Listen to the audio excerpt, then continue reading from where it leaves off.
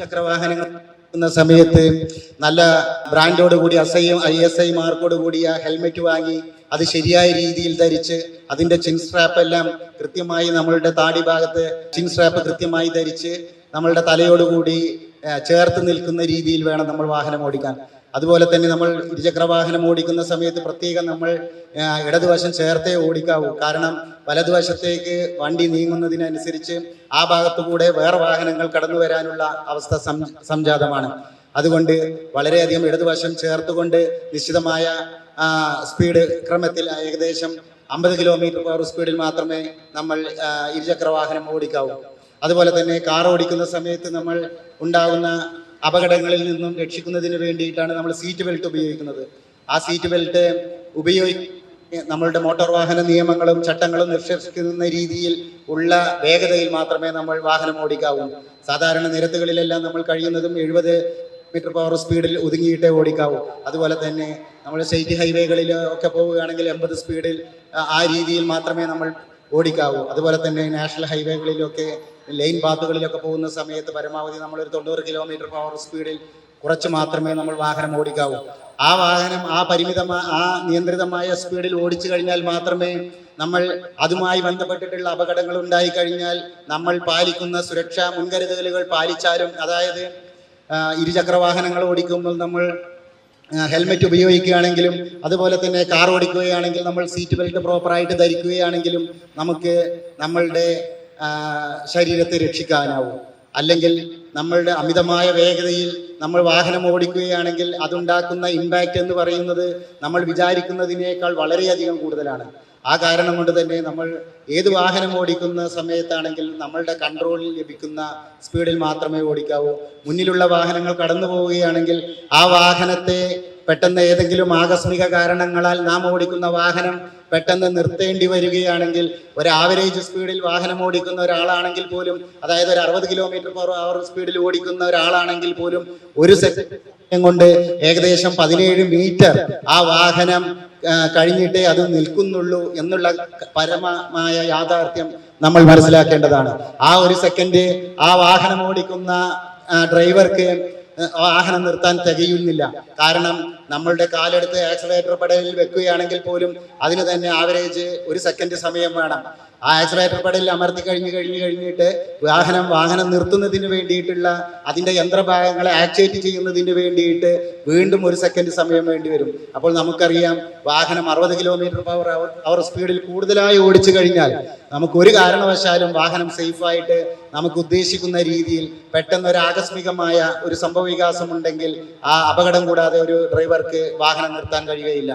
അതുപോലെ തന്നെ വാഹനം ഉപയോഗിക്കുന്ന സമയത്ത് നമ്മൾ മൊബൈൽ ഫോൺ സംസാരിച്ചു കൊണ്ടോ അല്ലെങ്കിൽ മൊബൈൽ ഫോണിൽ വേറെ ഏതെങ്കിലും കാര്യങ്ങൾ ചെയ്തുകൊണ്ടോ നമ്മൾ വാഹനം ഓടിക്കരുത്. കാരണം നമുക്കറിയാം, നമ്മൾ ഡ്രൈവർ സീറ്റിൽ ഇരുന്ന് കഴിഞ്ഞാൽ വാഹനം സ്പീഡിൽ പോകുന്ന സമയത്ത്, വാഹനം നിരത്തുകളിൽ ഓടിക്കൊണ്ടിരിക്കുന്ന സമയത്ത് ഓരോ സെക്കൻഡിലും നമ്മളുടെ ആ പരിസരം, നമ്മൾ കാണുന്ന ആ ഒരു കാഴ്ച ഓരോ സെക്കൻഡിലും നിരവധി തവണ മാറിക്കൊണ്ടിരിക്കുകയാണ്. അങ്ങനെ നിരവധി തവണ മാറിക്കൊണ്ടിരിക്കുന്ന ആ സമയത്ത് നമ്മൾ മൊബൈൽ ഫോണിൽ ഉപയോഗിച്ചു കൊണ്ടിരിക്കുമ്പോൾ നമ്മൾ ചെയ്തുകൊണ്ടിരിക്കുന്ന ഒരു പ്രവൃത്തി ഡ്രൈവിംഗിൽ നിന്നും ക്രമേണ നമ്മളുടെ ശ്രദ്ധ വികേന്ദ്രീകരിക്കുകയും, നമുക്കറിയാം, രണ്ട് കാര്യങ്ങൾ ഒരുമിച്ച് ചെയ്യപ്പെടുമ്പോൾ നമ്മൾ ഏത് കാര്യത്തിലാണോ കൂടുതൽ ശ്രദ്ധിക്കപ്പെടുന്നതെങ്കിൽ ആ ഭാഗത്തിലേക്ക് നമ്മളുടെ ശ്രദ്ധ കേന്ദ്രീകരിക്കുകയും, മൊബൈൽ ഫോൺ ഉപയോഗിക്കുകയാണെങ്കിൽ മൊബൈൽ ഫോണിലേക്ക് നമ്മളുടെ ശ്രദ്ധ കേന്ദ്രീകരിക്കുകയും, നമ്മൾ വാഹനം ഓടിക്കുക എന്നുള്ള ആ ശ്രമകരമായ ദൗത്യത്തിൽ നിന്ന് നമ്മളുടെ ശ്രദ്ധ വികേന്ദ്രീകരിക്കുകയും, അങ്ങനെ നമ്മളുടെ വാഹനം അപകടത്തിൽപ്പെടാനുള്ള സാധ്യത വളരെയധികം കൂടുതലാകുകയും ചെയ്യുകയാണ്. അതുപോലെ തന്നെ നമ്മൾ കണ്ടുവരുന്ന വേറൊരു പ്രവണതയാണ് വാഹനം മദ്യാസക്തിയിൽ ഓടിക്കുന്നത്. ഒരു കാരണവശാലും നമ്മൾ മദ്യാസക്തിയിൽ വാഹനം ഓടിക്കാൻ പാടില്ല. ഈ മൊബൈൽ ഫോണിന്റെ കാര്യം പറഞ്ഞ പോലെ തന്നെ നമ്മളുടെ തലച്ചോറിന്റെ എല്ലാ പ്രവർത്തനക്ഷമതയും ക്രമേണ കുറയുകയോ അല്ലെങ്കിൽ മന്ദീഭവിക്കുകയോ ഉള്ള ഒരവസ്ഥയാണ് മദ്യാസക്തിയിൽ വാഹനം ഓടിക്കുമ്പോൾ ഉണ്ടാകുന്നത്. നമുക്കറിയാം, വാഹനം ഓടിക്കുക എന്ന് പറഞ്ഞു കഴിഞ്ഞാൽ വളരെ പ്രധാനപ്പെട്ടതും വളരെയധികം വേറെ ഏത് ജോലിയെ അപേക്ഷിച്ചും നമ്മൾ ചുറ്റുഭാഗത്തിലുള്ള പലതരത്തിലുള്ള സർക്കാർ ജോലികളും അല്ലെങ്കിൽ പ്രൈവറ്റ് ജോലികളും അല്ലെങ്കിൽ വേറെ തരത്തിലുള്ള വിദഗ്ധ ജോലികളും എല്ലാം നമ്മൾ കണ്ടിട്ടുണ്ടായിരിക്കും. എന്നാൽ ആ ജോലികളെല്ലാം അപേക്ഷിച്ച് നമ്മളുടെ പഞ്ചേന്ദ്രിയങ്ങളെല്ലാം ഒരേപോലെ ഏകോപിപ്പിച്ച് വളരെയധികം നമ്മൾ വളരെയധികം ക്രിയേറ്റിവിറ്റി, വളരെയധികം ശ്രദ്ധ ആവശ്യമായി വരുന്ന ഒരു പ്രധാനപ്പെട്ട ഒരു ജോലിയാണ് ഡ്രൈവിംഗ് എന്നുള്ളത് കാരണം കൊണ്ട് തന്നെ ആ മദ്യാസക്തിയിൽ വാഹനം ഓടിക്കുന്ന സമയത്ത് നമ്മളുടെ വളരെ നിസ്സാരമായിട്ടുള്ള ഒരു അശ്രദ്ധ പോലും അത് വളരെയധികം ഭീകരമായ ഒരു അവസ്ഥയിലേക്ക്, വളരെയധികം ഒരു അപകടത്തിലേക്ക് അതുപോലെ തന്നെ ഉണ്ടാവുകയും അത് നിരവധി ആളുകളെ ബാധിക്കുകയും എന്നുള്ളത് കാരണം കൊണ്ട് തന്നെ ഇത്തരത്തിലുള്ള പ്രവണതകളെല്ലാം നമ്മൾ മാറ്റി നിർത്തി ഒരു നല്ല മോട്ടോർ വാഹന നിയമങ്ങളും ചട്ടങ്ങളും അനുശാസിക്കുന്ന വിധം പ്രകാരമുള്ള ഒരു വാഹന ഡ്രൈവിംഗ് ശീലം നമ്മളുടെ ഉടലെടുക്കുകയും അതുപോലെ തന്നെ ഇത് കേട്ടുകൊണ്ടിരിക്കുന്ന പൊതുജനങ്ങളെല്ലാം നമ്മൾ വാഹനം ഉപയോഗിക്കുന്ന സമയത്ത്, പ്രത്യേകിച്ച് റോഡുകൾ ഉപയോഗിക്കുന്ന സമയത്ത്, റോഡുകൾ പ്രധാനമായിട്ടും വാഹനങ്ങൾക്ക് ഉപയോഗിക്കുന്നതിന് വേണ്ടിയിട്ടുള്ളതാണെന്നുള്ള കാര്യം മനസ്സിലാക്കി റോഡുകൾ മുറിച്ചു കിടക്കുകയോ റോഡിലൂടെ നടക്കുകയോ ചെയ്യേണ്ട സമയത്ത് റോഡ് മാർക്കിംഗ് നമുക്ക് തരുന്ന സന്ദേശം കൃത്യമായി മനസ്സിലാക്കി റോഡിന്റെ ഇരുവശത്തുമുള്ള മാർക്കിങ്ങുകൾ ഉണ്ടെങ്കിൽ ആ റോഡിന്റെ മാർക്കിങ്ങുകളിന്റെ ഉൾവശത്തേക്ക് കിടക്കാതെ, അതായത് റോഡിന്റെ ആ കാരേജ് വേയിലേക്ക് പ്രവേശിക്കാതെ റോഡിന്റെ സൈഡിലൂടെ നടന്നുകൊണ്ടും അതുപോലെ തന്നെ റോഡ് ക്രോസ് ചെയ്യുകയാണെങ്കിൽ നമ്മൾ പെഡസ്ട്രിയൻ ക്രോസിങ്ങിലൂടെ അല്ലെങ്കിൽ നമ്മളുടെ സീബ്ര ക്രോസിങ്ങിലൂടെ മാത്രം റോഡ് ക്രോസ് ചെയ്യാൻ വേണ്ടി ശ്രമിക്കുകയും പെഡസ്ട്രിയൻ ക്രോസിങ്ങിലൂടെ റോഡ് ക്രോസ് ചെയ്യുന്ന സമയത്ത് റോഡിലൂടെയുള്ള വാഹനങ്ങളിലെ ഡ്രൈവർമാർക്ക് അവർക്കെല്ലാം അറിയാം ഈ റോഡ് ക്രോസിങ്ങിലൂടെ ക്രോസ് ചെയ്യുന്ന സമയത്ത് അവിടെയുള്ള പ്രയോറിറ്റി പൊതുജനങ്ങൾക്കാണെന്നും ആ റോഡ് ക്രോസിങ്ങിലൂടെ പാസ് ചെയ്യുകയാണെങ്കിൽ അവർ ദൂരെ നിന്ന് തന്നെ വാഹനത്തിന്റെ വേഗത കുറയ്ക്കുകയും അതുവഴി അല്ലെങ്കിൽ വാഹനം അപകടത്തിൽപ്പെടാതെയുള്ള സേഫ് ആയിട്ട് ആളുകൾക്ക് കടന്നു പോകാനുള്ള ഒരവസ്ഥ സംജാതമാവുകയും ചെയ്യുന്നു.